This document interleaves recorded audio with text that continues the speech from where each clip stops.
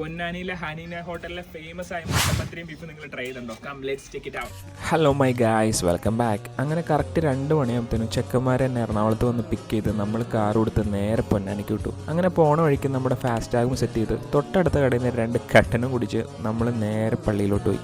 നമ്മളൊരു 5:30 ആകുമ്പത്തിന് എത്തുമെന്നാണ് പ്രതീക്ഷ. പക്ഷേ നമ്മുടെ ക്യാപ്റ്റൻ സ്പൾബർഗ് നമ്മളൊരു 4:30 ആകുമ്പത്തിന് എത്തിച്ചു. നമ്മൾ അവിടെ ചെന്ന സമയത്ത് ഷോപ്പ് ക്ലോസ്ഡ് ആയിരുന്നുണ്ടോ, ഒരു മനുഷ്യൻ പോലും അവിടെ ഉണ്ടായിരുന്നില്ല. സോ നമ്മൾ നേരെ ഒന്നുകൊടുത്ത് ഫ്രഷായി നേരെ പള്ളിയുടെ അകത്തോട്ട് കയറുമ്പോൾ തൊട്ട് നമുക്ക് മനസ്സിനൊരു സന്തോഷവും ഒരു സമാധാനവും ഒരു ശാന്തതയൊക്കെ കേട്ടോ. അങ്ങനെ തഹജ്ജുദ് നിസ്കരിച്ച് കാർന്നോമാർക്ക് വേണ്ടി 2 യാസീനും ഒതുങ്ങി ഇരിക്കുമ്പോഴാണ് ഉസ്താദിനെ ഫ്രീ ആയിട്ട് കിട്ടണത്. അങ്ങനെ ഉസ്താദിൻ്റെ അടുത്ത് അവിടുത്തെ ചരിത്രങ്ങളും കാര്യങ്ങളൊക്കെ ചോദിച്ച് മനസ്സിലാക്കുമ്പോഴാണ് 2 പിള്ളേർ വന്നിട്ട് പറയണത്, ഇത് ഹനാൻഷയാണോ? കിട്ടിയ അവസരം പിന്നെ പണ്ടേ തൊട്ട് നമ്മൾ ചുമ്മാ കളയില്ലല്ലോ. ഞാൻ പറഞ്ഞു ഹനാൻഷ മാത്രമല്ല, കൂടെ സ്റ്റീലും ഉണ്ടെന്ന് പറഞ്ഞു. പിന്നെ കുറച്ച് അതായിരുന്നു ചർച്ചാ വിഷയം.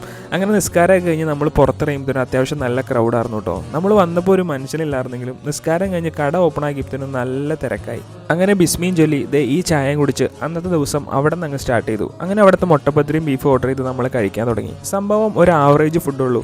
നമുക്ക് പേഴ്സണലി ആർക്കും അങ്ങ് അത്രയ്ക്ക് ഇഷ്ടപ്പെട്ടില്ല. ഈ ഫുഡിനെ വ്യത്യസ്തമാക്കുന്നത് ഇവിടുത്തെ ഈ ഒരു അറ്റ്മോസ്ഫിയറും ഈ ഒരു ആംബിയൻസും മാത്രം. നിങ്ങൾ ഫ്രണ്ട്സോ ഫാമിലിയൊക്കെ ആയിട്ടാണ് വന്നെങ്കിൽ ഈ ഒരു ആംബിയൻസിലിരുന്ന് ഈ ഫുഡ് കഴിക്കല് അതൊരു പ്രത്യേക ഒരു എക്സ്പീരിയൻസ് തന്നെയാണ് കേട്ടോ. മലപ്പുറം ഫുഡ് കൊണ്ട് മാത്രമല്ല കേട്ടോ, ഇവിടുത്തെ ആൾക്കാരുടെ പെരുമാറ്റം കൊണ്ടും മലപ്പുറം വ്യത്യസ്തമാണ്. അപ്പോൾ ബാക്കി നാളെ.